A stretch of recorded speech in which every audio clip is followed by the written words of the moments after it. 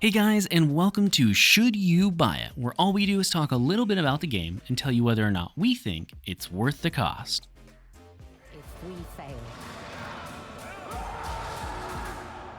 the Imperium falls with us.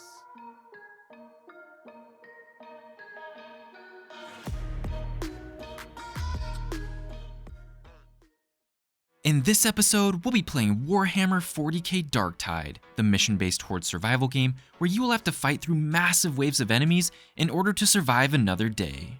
Now, the first question that we always cover in these videos is what stage of development is the game in?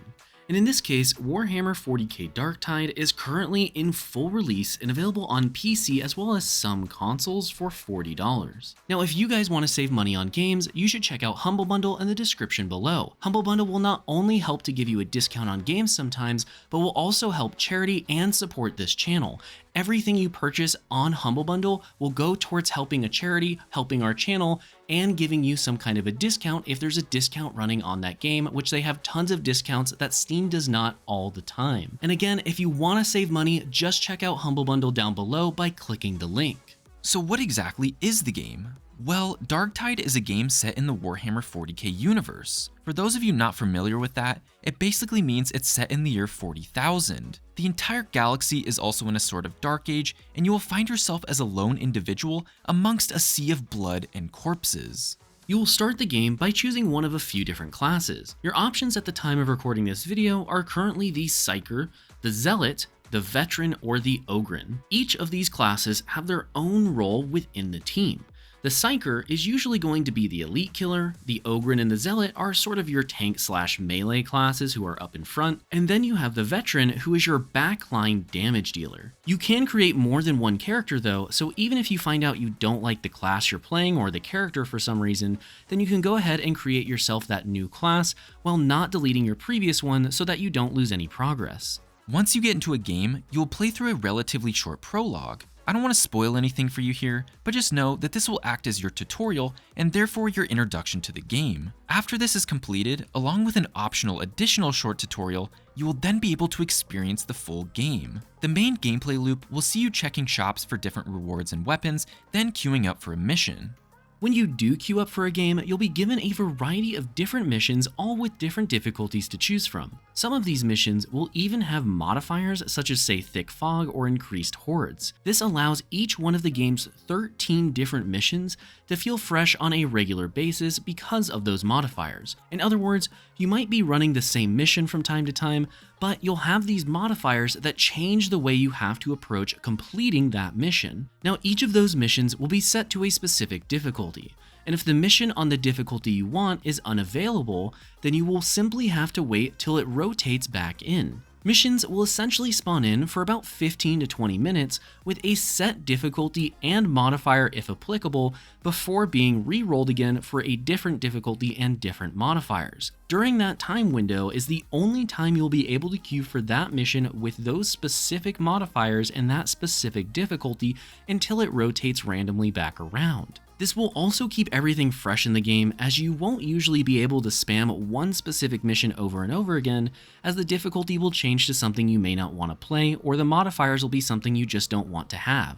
Inside of missions, you will be assaulted by several different enemy types. You've got your more basic enemies, which essentially just act as zombies and are very weak alone, but tend to come in large hordes of sometimes up to 100 or more at a time. There are also some slightly more powerful ranged attackers that will apply pressure to your team if left alone, and of course, elites. Elites come in many shapes and forms, but if you happen to have played Vermintide, Back 4 Blood, or Left 4 Dead, then you have a good idea of what you can expect. There are also things like bombers who will throw flame grenades, mutants who will grab and pound on a single player, trappers who will catch you and incapacitate you until you're saved, plague hounds who will pin you down until you're saved by your allies, and much more. The idea here is that these elites will force you to play as a team. Now, if you don't play as a team, the game has something called a director.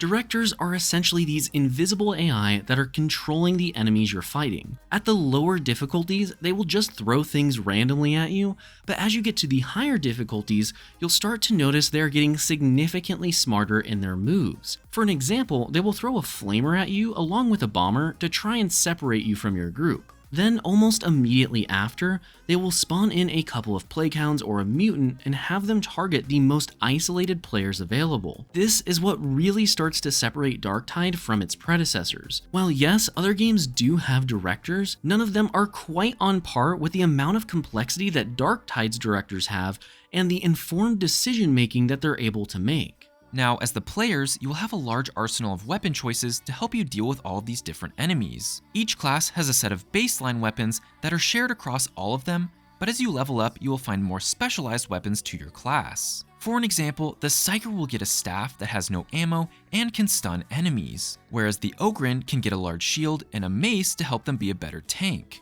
Just to make things have even more depth though, each weapon will also have an associated item level and randomly generated stats within that item level. There's also the addition of a talent tree for each class, as well as each class's special abilities. For an example, the Zealot has a special ability that allows them to charge forward and regenerate a portion of their toughness. They also have the ability to throw in stun grenades, which are absolutely great for whenever you have a teammate in trouble. Now, some of the melee weapons are also pretty unique, as there are baseline options for every class that offer different benefits, such as say an armor-piercing damage weapon like an axe, or a cleaving damage weapon such as a sword. One is great for killing tough enemies, where the other is great for mowing down through hordes of weak ones. At the end of the day, no matter what class you decide to play, you will have a large variety of options to choose from when it comes to your different weaponry and tactics you want to approach the game with. And now it's time for the pros and cons section for the video. First up for the pros is the fact that the game is just so action-packed. Every time you play a game, there's always a sense of urgency and action. Whether it be swarms of infected or elites trying to separate your group, there is constantly a threat to the players, which keeps you moving forward and bashing in skulls. Next up is the mix of ranged and melee fighting. One thing that really sets Darktide apart from its competition is the fact that it offers a ranged heavy or melee heavy style of play. Some people like games like Left 4 Dead where you use guns the whole time, and others like games such as Vermintide that have a very heavy melee focus. Well, Darktide has taken both of those game elements and incorporates them seamlessly together into its combat. After that, it's just the sheer amount of fun that this game offers when you play it with friends. This is kind of hard to explain, but with such fast-paced action-packed gameplay and a ton of coordination being required on higher difficulties, playing this game with your friends can dramatically increase the amount of fun that you will have. Of course, you can queue solo and find randoms, but the coordination that you will find that way is going to be limited, and many players may not have mics. And finally for the pros is the replayability. There are several different classes and 13 different missions for you to play through. Just to top that off is the fact that there are also tons of modifiers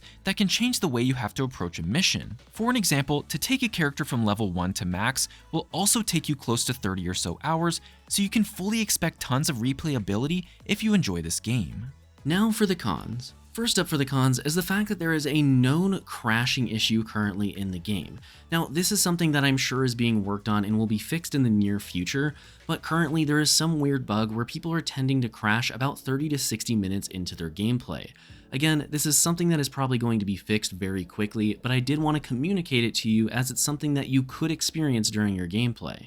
And lastly for the cons is the fact that the game can start to get a little bit stale. With only 13 missions across a few maps, there is a limited amount of new things for you to see, and you will eventually get a similar feel to each playthrough. As you continue to play through the game and all the different modifiers, there are of course going to be different difficulties and things to keep things fresh to a certain extent, but overall, if you're not playing with friends, or at least with people with mics, then the gameplay will get stale rather quickly, as people don't seem to have the best tactics if they're not coordinating together, which means those higher difficulties will be nearly impossible for you to do.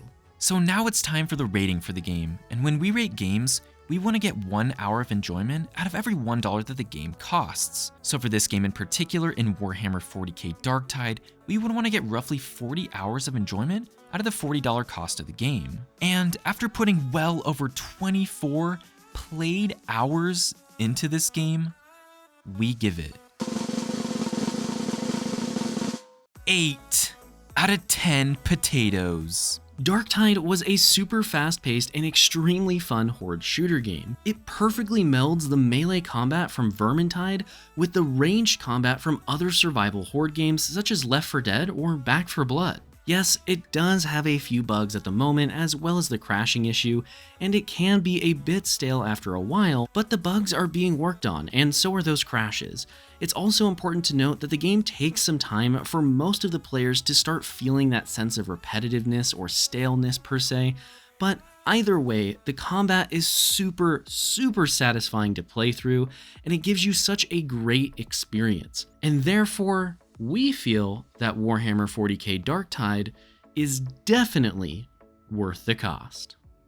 Now before you guys go, thank you so much for watching, and if you did enjoy the video, make sure to subscribe and hit that notification bell for more survival game content and reviews. We just want to quickly shout out our Platinum and Above members Jonathan S., Caustic FPV, and Jim Phillips, and if you too would like to help support the channel for less than $1, which is less than the price of a cheeseburger these days, you can hit the join button down below to check out our membership program. Otherwise, thank you so much again for watching, and we'll see you next time.